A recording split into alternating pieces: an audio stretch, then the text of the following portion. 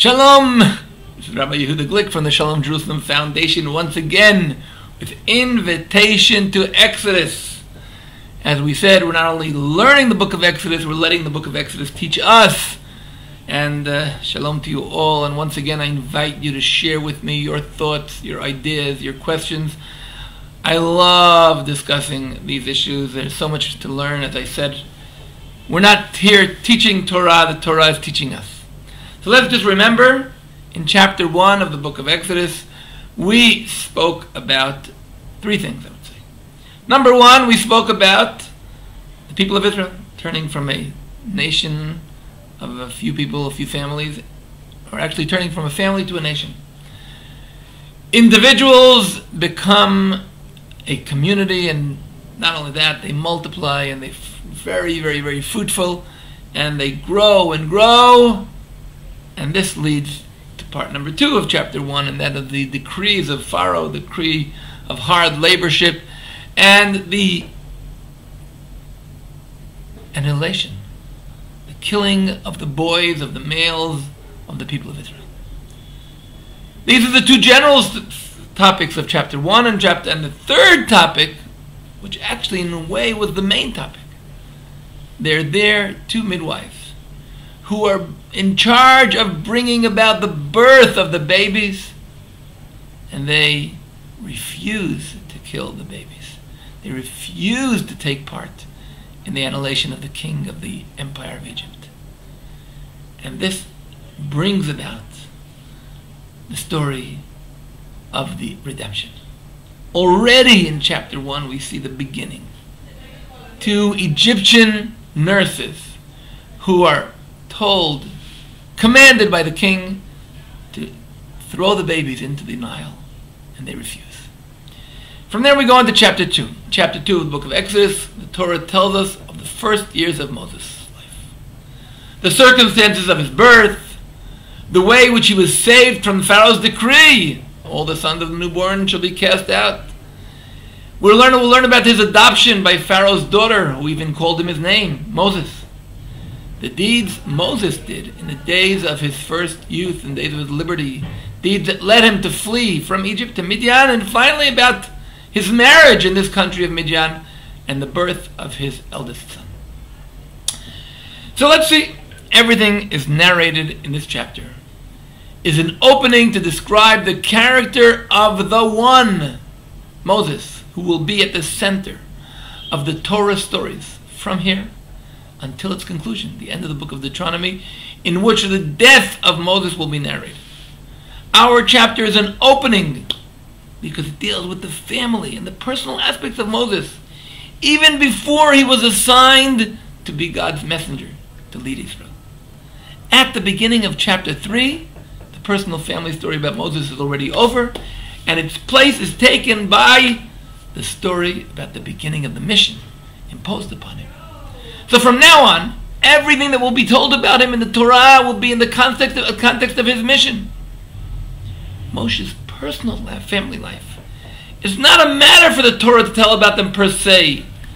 If the Torah nevertheless tells us in great detail about his private life, this story is part of the story of Moses' mission as the leader of Israel. This, of course, applies also to the opening story in chapter 2.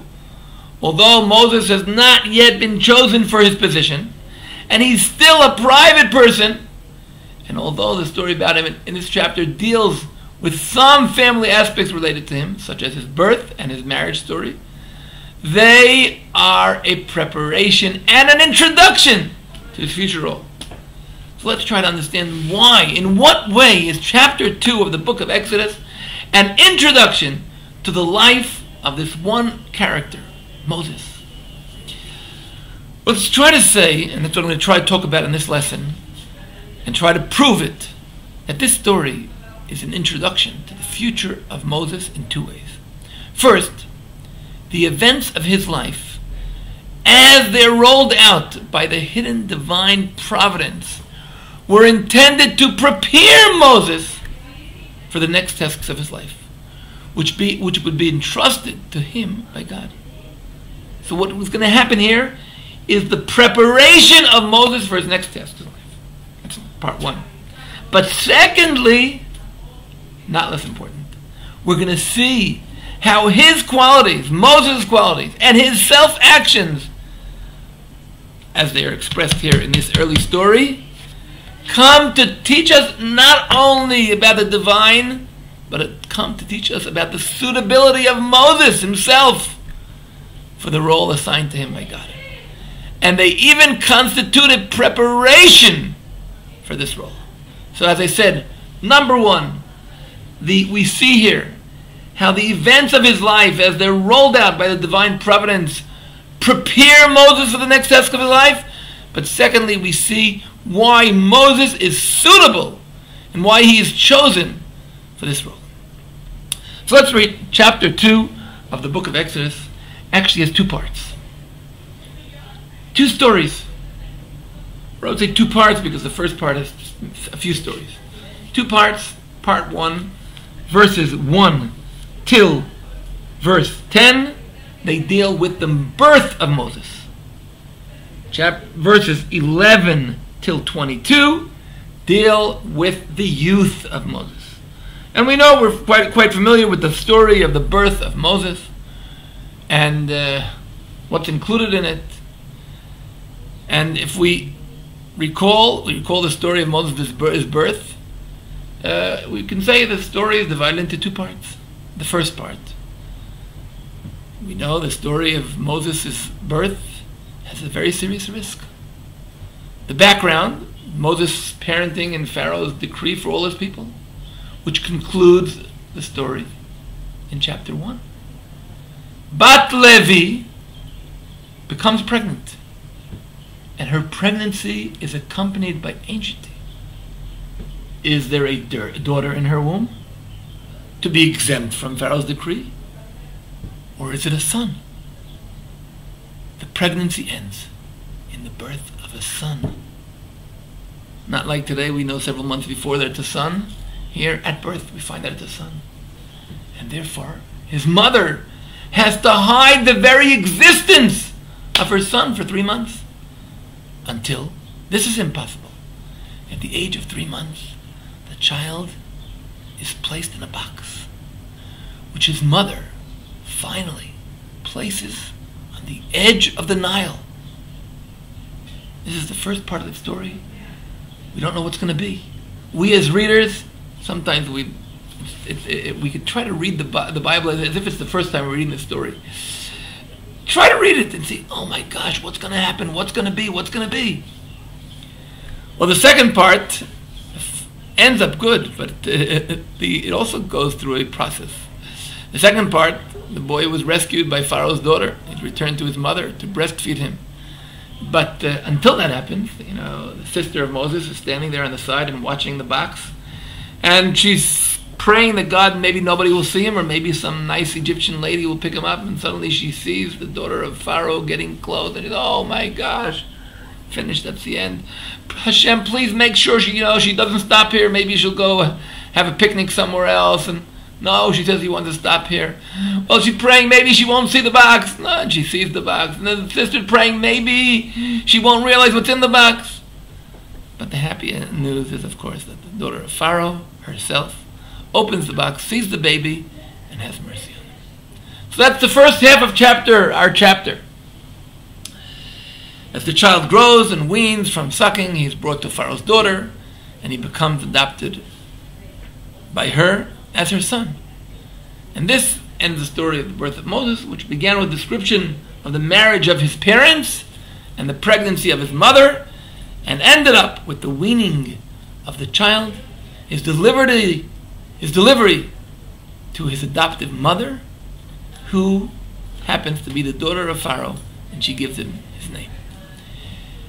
The story of Moses' youth also is told here in this chapter. It begins in verse 11. And it also is divided into two halves.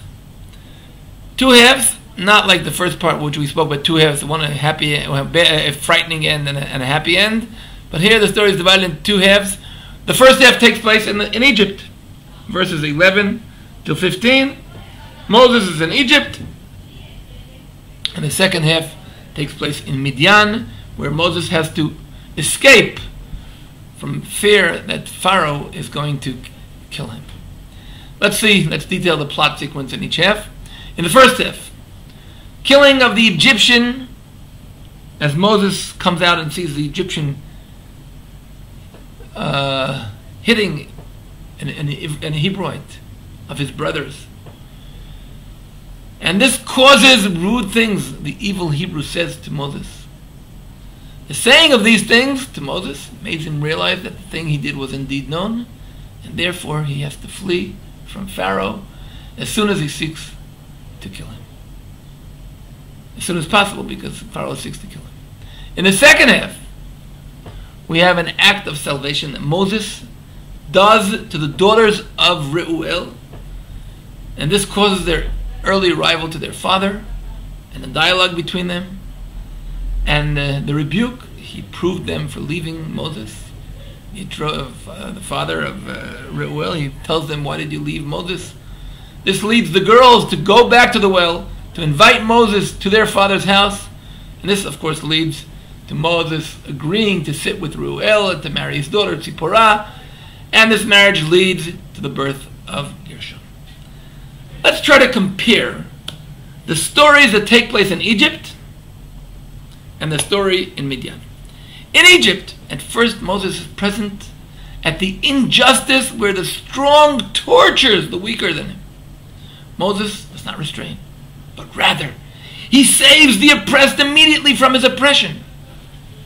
Twice here, the feeling of brotherhood that Moses has towards the afflicted brethren is emphasized, as it says in verse 11, "And man of Egypt feared to smite the Hebrew man of his brethren."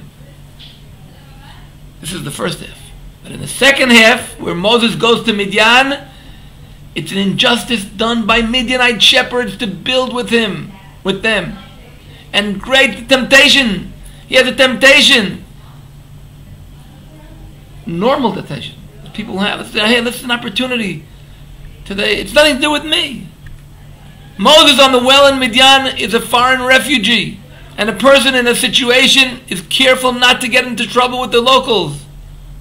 Whereas in Egypt, Moses himself felt in a safe environment. His status was so high. Moses' experience in Egypt was supposed to teach him it's not worthwhile to do as he did there. However, Moses does not try to escape from continuing on his path. He's willing to pay the price for it. It's clear that the Torah intends to teach us about the fundamental character traits of Moses: his honesty, his high moral sensitivity to injustice, and his courage and devotion to prevent any kind of injustice. These qualities are very necessary for he who will be sent in time to save slaves from the tyranny of Pharaoh, the king of Egypt. The story of Moses' birth is unique in that at the end of the story of his birth, Moses is passed from his biological mother to his adoptive mother, to Pharaoh's daughter. What was the intention of the divine providence that rolls the events in this way? Well, we can say that had Moses been raised and educated among his people by his mother, who gave birth, his soul would have been sort of humble and accustomed to being in a house of slaves. And he would not have found in his soul the moral courage to revolt against the people of evil. The growth of a moral personality like that of Moses is not possible under conditions of prolonged slavery. These things are really not enough. Moses' growth in the Egyptian royal house necessarily entails the opposite danger. The danger of identification with the enslaver and the social order customary in Egypt, and of Moses' sense of belonging to the royal family in which he grew up. In our story, it's implied that the way Moses was raised up by Pharaoh's daughter prevented Moses from his dangerous development. Pharaoh's daughter does not try to obscure the origin of Moses. She knows he's from the children of the Hebrew. She hands him over to a nurse from the Hebrews, and when he grows up and becomes a young man, he goes out to his brothers to see their sufferings. This means that his origin from the children of Israel was never hidden from him. The act that Pharaoh's daughter did to save Moses, an act she certainly did not hide from him when he was growing up in her house. And his name testifies to this act. And this shows even more about her, the Pharaoh. By saving the life of the Hebrew baby in these circumstances and adopting him for her son, she declares without hesitation an opposition to her father's policy of decrees and enslavement towards the children of Israel. The raising of Moses in the house of Pharaoh's daughter is therefore accompanied by the consciousness that he is a member of the persecuted Hebrew people and a protest against the enslavement of this people. It turns out, therefore, that even Moses' departure to his brothers to see their suffering was encouraged and inspired by his adoptive mother. So it's found that the story of Moses' special birth, a story never hidden from him, and his upbringing by an adoptive mother with a moral personality like Pharaoh's daughter, constantly reminded him of his belonging to the persecuted Hebrew people, and pushed him to his brother's injustice, everything that was revealed in the story of his youth. There's also a connection between the story of Moses' birth and the story of his youth, which is a result of the divine providence, which human beings do not direct and are not even aware of at the time of occurrences. Only we, the readers of the birth story and the youth story, can understand on it. These hidden connections direct us to the literary parallel between the birth of Moses and the story of his youth. The decrees that Pharaoh decreed upon in the people of Israel that were described in chapter 1 are divided into two types. We spoke about that. The first, I called them both of them are labor. First one is hard labor, which is mainly directed against the men of the people of Israel. And the second one is the decree of labor, meaning the birth of the women, which is aimed primarily at the women. And here, the story of Moses' birth and the story of his youth describe two struggles against these two decrees, but in the reverse order to the one that appears in chapter 1. The first event related to Moses, the very birth, constitutes a violation and a cancellation of Pharaoh's decree on the sons born. Pharaoh decreed, all the sons of the newborn shall be cast out, and Moses and the woman conceive and bear a son and shall hide himself. Since this decree was directed against women, its violation is also committed by women. The mother of Moses, who gives birth to him, his sister, who oversees his fate, and Pharaoh's daughter, who saves his life. When Moses grew up and became a young man, it was said, and he went out to his brethren and saw their endurance. Vayar besivlotam. He saw how they were suffering. This, of course, brings us back to the very beginning of the suffering of the people of Israel in verse 11 in chapter 1, which also talks about the same word and the decrees of the endurance. The first act that Moses, the young man, does when he goes out to affliction, to the affliction of his brother, is a violation of the decree of the slavery and the hard work against the men, the children of Israel. The Egyptian beat the Hebrews as part of the enslavement of the men of Israel to the work of the Egyptians. And Moses, the newborn baby, actually violates it in his birth and in all the acts that women do in connection with his birth, the intentional decree against the women giving birth. And that's Moses the baby. And Moses the young man violates in his very first departure to his male brothers the decree imposed on them. And violation of Pharaoh's decrees in both stories oblige those who violate them to hide their deeds. Moses, his mother, she had to hide him for 3 months, as it says in our chapter, verse 2. And Moses, who killed the approaching Egyptian, also, he has to bury him in the sand. The hidden becomes a hiding place. But the act of concealment cannot continue. It said of Moses' mother, we cannot wait any longer. Why? Because nothing was revealed about her birth. Same thing with Moses. Indeed, the thing is known, as it says in verse 5. Indeed, it's known. And Pharaoh heard it. And Moses, who violates the decree of Pharaoh at the very birth, and violates it in his very first act as a man, finds refuge in both cases on the water. Water, symbol of life and existence. In the first case, Moses leaves his biological mother. In the second case, he leaves his adoptive mother. In both the story of the birth and the story of the youth, an event of salvation takes place on the water, and in both stories it involves women. Women are the ones who saved Moses lying in the box on the edge of the Nile, and Moses is the savior of women sitting on the well. He who is saved by women becomes himself a savior of women. The rescue of Moses by women on the Nile returns him to his mother in order to suckle her milk. Moses' rescue of the women at the well puts him in the house of Reuel, where he is invited to eat bread. Call him and he will eat bread, as it says in verse 20. By virtue of the act of kindness of Pharaoh's daughter, it was said, and she shall have a son, and she shall call him by his name. Thanks to the kindness of Moses that he did to the daughters of Reuel, he also bears a son and calls his name. Two fundamental differences differentiate between the story of Moses' birth and the story of his youth. Differences that arise from these two situations of life. One difference is very simple. In the story of Moses' birth, Moses is passive. The struggle in Pharaoh led by women, while Moses is the object around which the struggle takes place.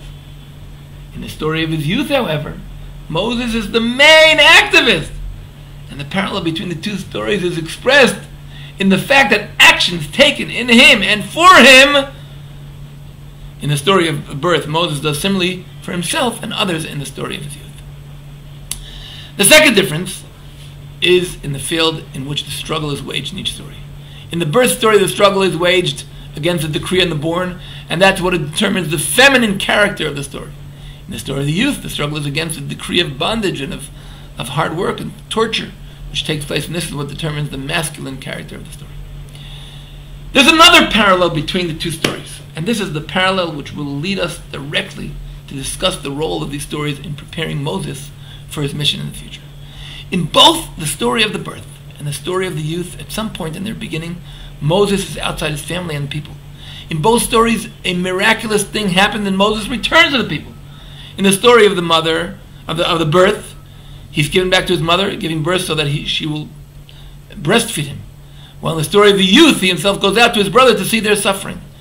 An act done, of course, out of conscience and choice. In both stories, this return is not a short and a one-time act. In the birth, the story lives for several years until he is weaned from his mother's milk. In the story of Moses going out to his brothers on the second day, just as he worked for them on the first day of his departure to work for them, also on the second day his attempt is to prevent the quarrel between the two people of his own people. The reader, in each of the two stories, develops expectations that Moses' return to his people will become a permanent state. He believes that Moses will continue to grow up in his mother's house because Pharaoh's daughter will give him up or forget his existence, and Moses will be saved from Pharaoh towards the continuation of the path. Similarly, the reader believes that Moses' departure to his brethren heralds his return to them regularly as a leader and a savior. And this supposition is greatly strengthened by the nature of the actions of Moses does.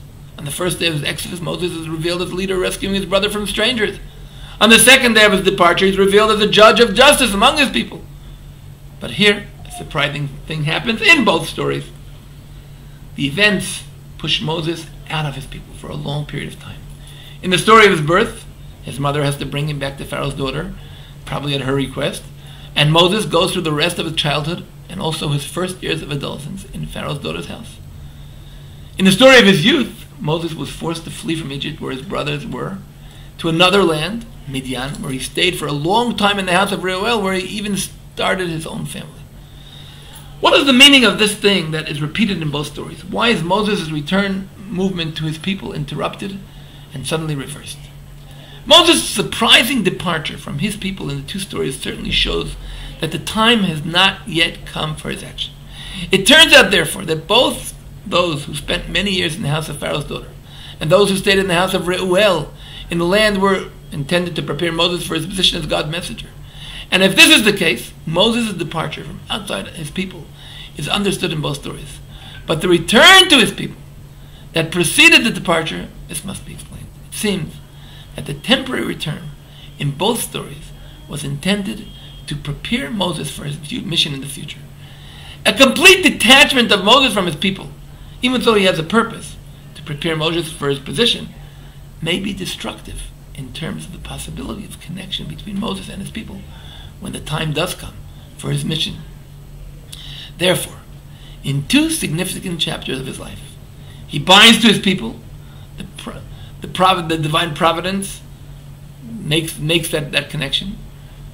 In the first years of his life and in the early years of his manhood, the connection to his family and his people in his early childhood creates the most basic human affinity that a person has with his own environment.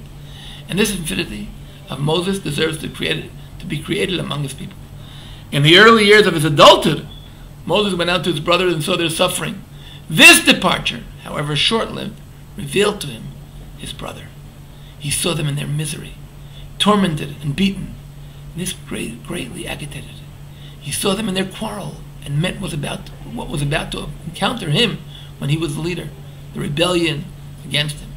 From now on, when the time comes for Moses' return to his brothers on God's mission, his return to his people will not be a walk into the unknown.